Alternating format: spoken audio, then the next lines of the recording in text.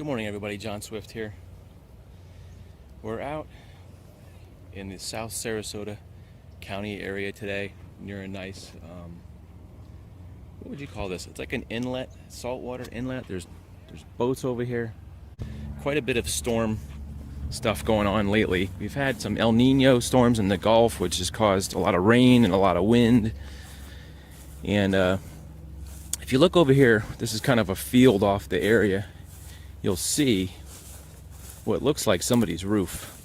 Oh, there's a rabbit. Wow, that rabbit was fast. I wonder if I slow-mode that. A little rabbit ran over there. It definitely is somebody's roof. You can see all the tiles, the plywood here. Big chunks of plywood which are too heavy. All the cross beams, it looks like, from the top of the house. A lot of nails sticking up there too. Why is this stuff here? Because this is the area where the tornado hit, I'd say about 2 weeks ago, from the big storm in Sarasota that we had. A lot of debris scattered. The storm came in from the water side, so it pushed a lot of this debris. The wind, well, I'm assuming since it's all flung this way, a lot of the debris you can see. And actually, if you look at this house right here, you can see that there's the siding is missing. There's like, it's yellow where the white spots are. There's this is like a chair rail from somebody's furniture. You can see there's still a lot of wood, a lot of debris. This is basically the epicenter where the tornado hit the outer island and came down here. And the worst hit part was this Baywin's Lane. I'm going to take you over here to see this area. And there's actually, it's got a lot of trees too. You can see there must have been some trees here because the roots are uprooted here. This is where all the news coverage was about 2 weeks ago. I think it was a Sunday morning. How you doing, guys? It was a Sunday morning. Originally when I reported this, I said it was a Sunday night. It was the Saturday night, Sunday morning in the AM, about 3 a.m. And this is what happened to a house that was directly in the path of a, what they call it, a EF3 tornado. You can see a lot of the houses, if you look down this way, had those blue tarps. They've had people come out and put the temporary tarps on the roof here. I kind of want to wait till all the news coverage, because when I originally came out here, the news was out here and all that, and the police actually blocked this road off because people right here cutting down trees, trying to clear the debris. I think there was branches all over there. I didn't actually see it, but if you Google like the news, you can kind of hear the accounts of the lady who was upstairs in this area. She was up in the actually second story when the second story here collapsed and trapping her basically. And the fire department used some kind of airbag device where they inflated the airbag to get the weight of the wall up, because it was pretty much impossible to get any cranes in there, 3 a.m. in the morning. So she was, this isn't really a funny thing, but it keeps making me think of a cartoon, The Family Guy, where periodically in episodes there's the guy that lives down the street, and whenever something blows up, his house always looks like this. It's like the second story is cut in half and he's sitting in the bathtub naked and he falls out. It just keeps reminding me of that, because it's so weird, because the front, okay, you can see a lot of trees here. It's this is basically been fenced off, but you can see that the front walls are still intact. It's mainly the second story that's damaged.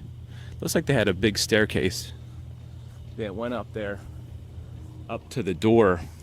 Unusual, their entrance is actually on the second floor, but this is all fenced off.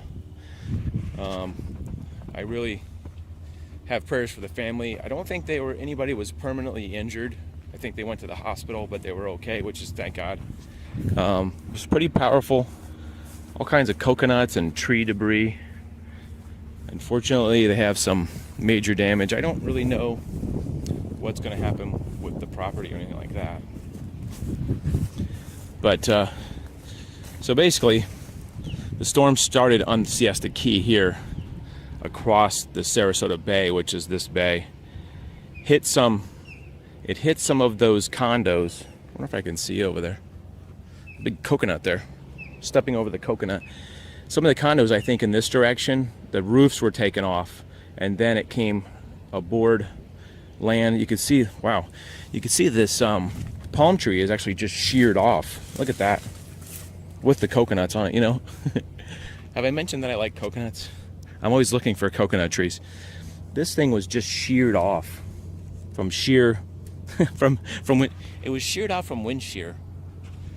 That makes sense. All kinds of stuff thrown and blown around. For some reason, there's just a plethora of coconuts out here. This is actually the bay. See, one of the reasons why there's some planks actually missing right there. One of the reasons why I wanted to come out a little later, because the police were probably checking on making sure people weren't coming here and stealing stuff, and you know, people were very protective. So actually, now that a lot of the stuff has died down, you can actually come out here and look around a little bit. You can see that this is the backside. You can see that this roof is completely flattened. The second story right there. In a way, a lot of the people who were just the next street over right there were pretty lucky, because they didn't suffer a lot of damage, catastrophic damage to where, you know, they're pretty much condemning the house. But you can see this dock took some damage. I don't know if this is directly from wind, or see this board here that's loose. I don't know if that's specifically from wind or the water. I wasn't here. I was at my house listening to all the rain. You know, something is really itching my foot down here. You ever have one of those little things in your foot that keeps itching and you're wondering, like, what's poking my foot? Yeah. So I have total respect for the people, and thank God they got out. There's a football. There's a little football there. Boy, that's a lot of coconuts. Here's the pool area. You can see the backyard. That must have been a massive tree right there. You can see that big root ball there that has been uprooted. Must have been a giant tree. And it looks like those trees, I don't know if they were cut, but it looks like they were damaged. You can see all the furniture is all piled up. When I came out here the first time, there was a lot of furniture and mailboxes down the street. I'm sure to all the plastic furniture. We were basically warned about this tornado and the possibility of high winds, but I don't think people really took it as seriously as they should. I mean, what can you do? I mean, you could put up those window guards like this, you know, plywood on your windows or something like that. But I don't think that would have really done much in an EF3 because of the high winds in the area. Probably wouldn't have helped. You know, it would have kept glass maybe from flying, but if the whole wall collapses, it doesn't do you much good. I mean, I think this is just a reminder to say, you know, take this stuff seriously, because we have had a storm since then, and I think a lot more people have kind of paid attention to what was going on, and especially me. I watched, you know, television. I get Facebook updates for weather. You can see there's just all kinds of just debris all along the front yard, especially insulation, pieces of wood. It's funny that the garbage cans are still here. I wonder if they were down the street. I know there was just debris everywhere. Looks like maybe they pulled out a lot of their items to see. But let's get a really good look at what it smells like mildew. Get a good look at the front there, where you can see there's just furniture left right where it was. There's people. I think people are still coming by here to look at the damage, because the address and everything was on the news a lot. People are still driving. I think 2 people have driven by, but you can see that like everything is sort of just left as it was. The roof is flopping over there. It's just it's sad. It's sad, but hopefully, they will rebuild and or move to a new location. Hopefully they got a lot of their family belongings out, you know, important pictures and stuff like that, important information. But it is just probably waiting for demolition. There's a sign up there that I think says that it's probably condemned. Here's a shot through the fence. You can just get a kind of a pan of the yard. And you know, I'm not showing this for sensationalism or to make light of it at all, so I just want you to understand that I don't take that lightly at all. Here's a neighbor's house. You can see there's a bit of the edging of the roof is taken off, and I think they lost part of their roof here. There was one people, I'm not sure if it was these people, their car was pushed around and they suffered a lot of broken windows and things. There's another roof here where there's the blue things there. And so I think it's just important to look at those life lessons. You know, like I said, there's really nothing you can do about that situation except just basically get out of your house if you're on a waterway. But tornadoes are very erratic. You know, they have on the news, they have real-time detection, I think, through the Weather Service, and they can actually, when I was watching it that night, it was about 3:30 a.m. Sunday morning, they were picking up the tornado. It was like a little red thing on the map, you know. It was they were picking up in real time, but you know, it's not like you can say, oh, there's a tornado, I'll get out of my house now, you know. But the local meteorologist, a friend of mine, Bob Harrigan, did an excellent job on that, tracking. He was there all night, basically tracking. Here's some more of the trees that fell over. You can see more blue roofs. That man has plywood over the window. It looks like that fence got damaged here.